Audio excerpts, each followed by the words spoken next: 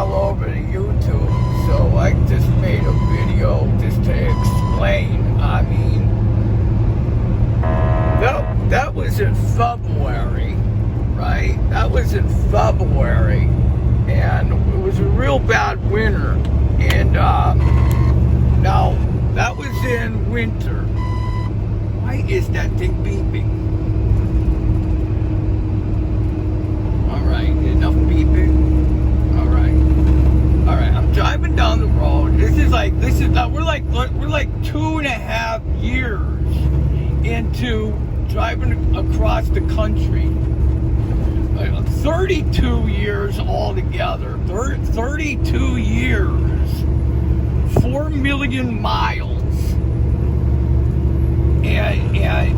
But the last 2 years, or 2.5 years, driving coast to coast, 70 hours a week, every week, for 52 weeks a year.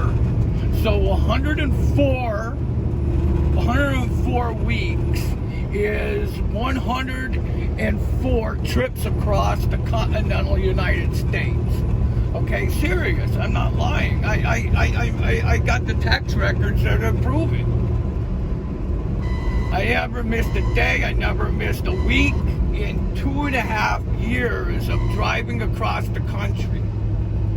Okay, every week, no vacation. I had a vacation in California when the truck broke down, and I had a vacation in Missouri when the truck broke down. The one was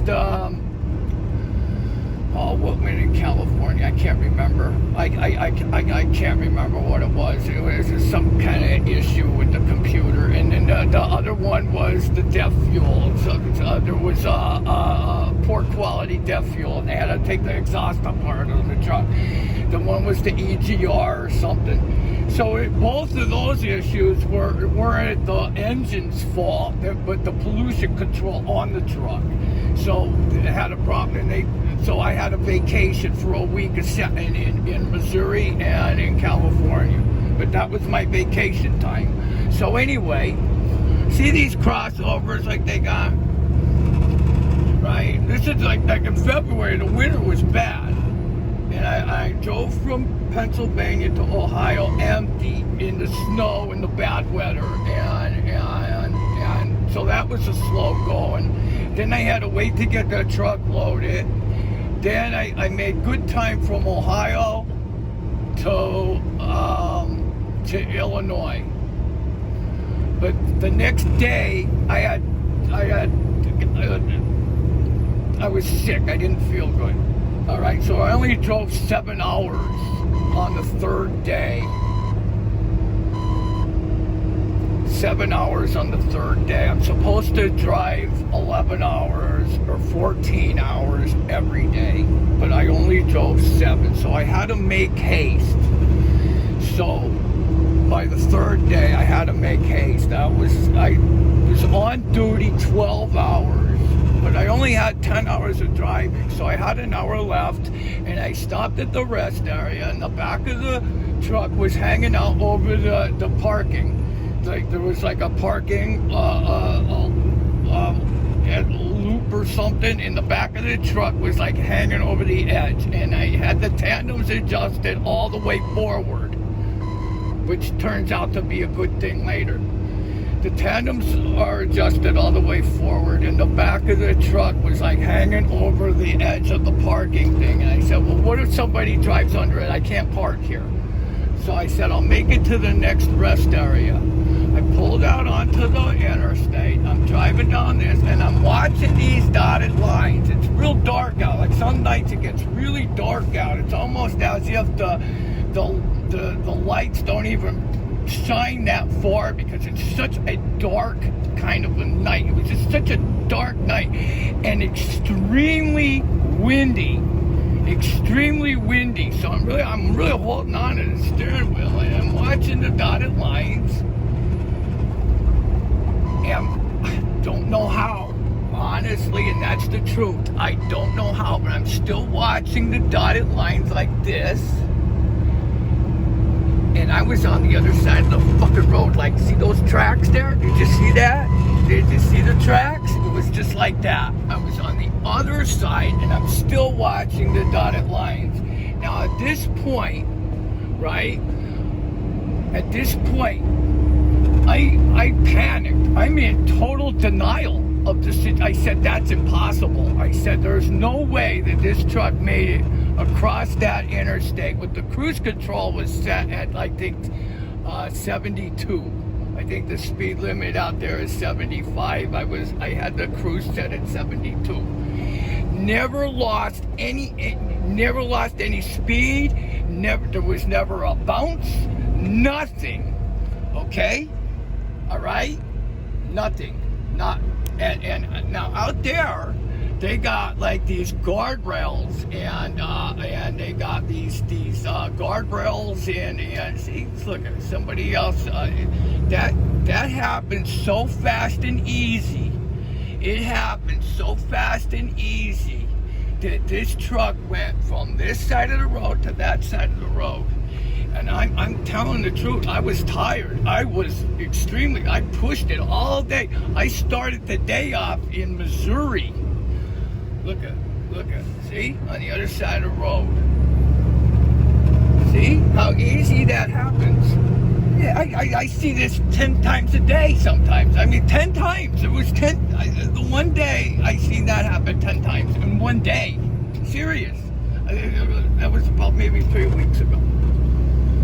So, anyway, that night, now I'm on the other side of the road, and I'm in total denial. There's no traffic, none. It was like 1 o'clock in the morning. I think it was a Friday night.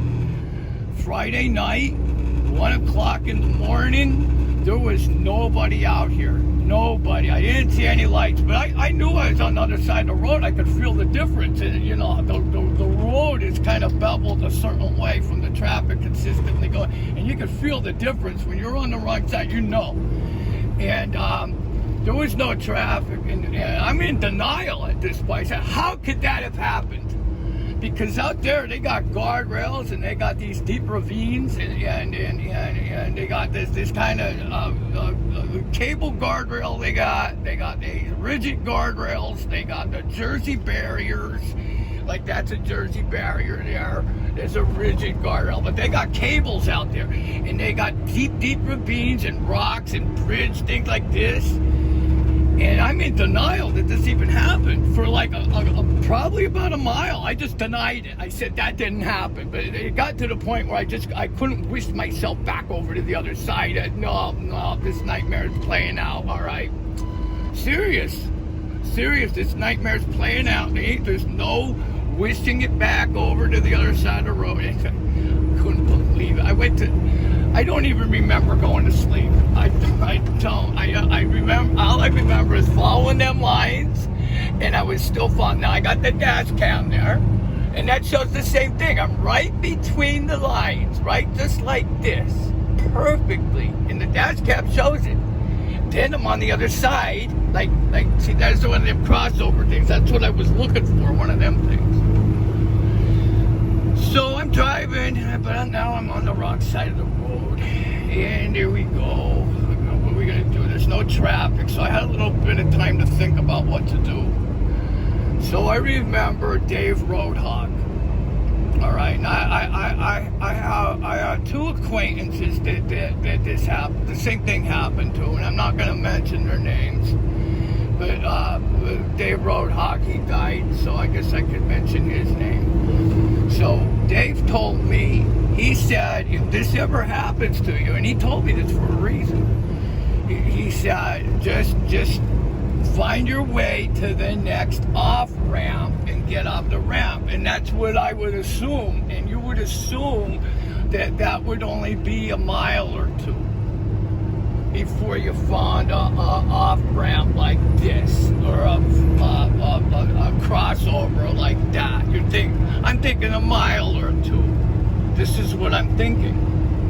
But I'm on the wrong side of the road, and there's no traffic. None. Well, it was about 5 miles. Because I missed the one off-ramp or something. I just had missed it. just when I crossed over, I had just missed it. So I couldn't have been on the opposite side of the road for any more than 9 miles, but it was less than that. It was less than 9. I'm thinking about 19 minutes on the wrong side of the road.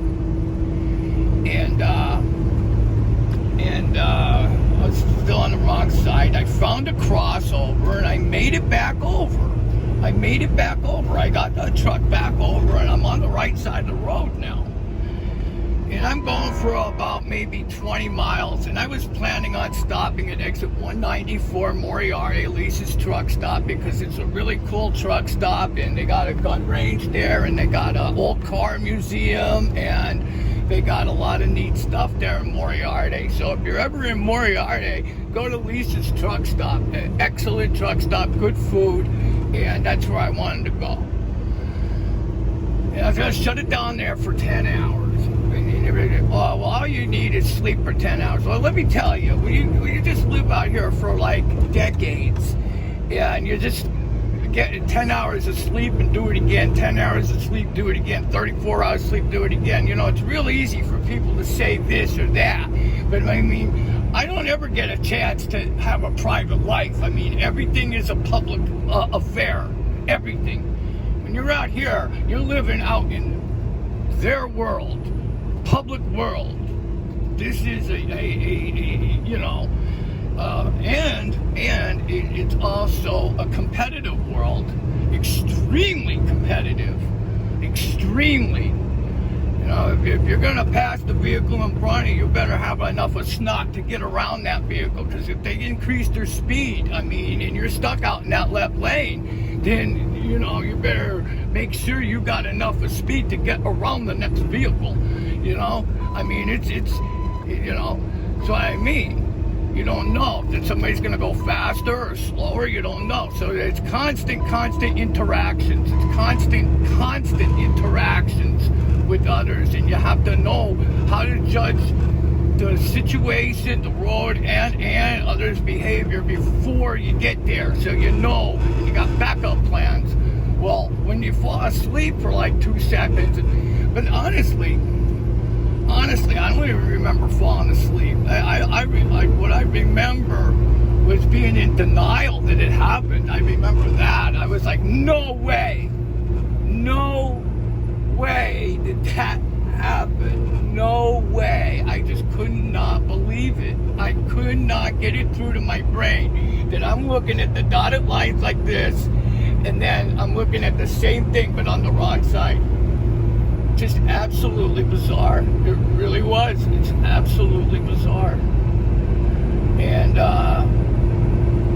yeah, people got really obsessed with the shoes. I mean, wow, holy crap. I mean, not only do you have to work 70 hours a week and do all this competition, not only that, but you better be on time, and you better be looking and appearing like you're expected to. You better, because there, you know.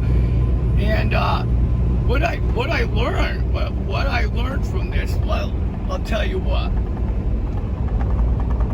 25 hours now, so I'm like 40 hours. I'm only working 40 hours a week since that happened.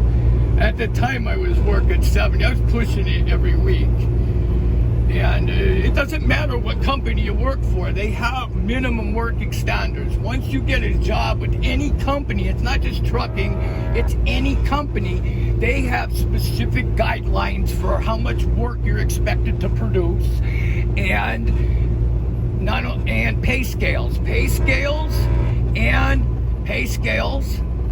and work minimums are required, because every one of these companies is in debt. They're all in debt. They all take a loan, and they all have to pay back interest.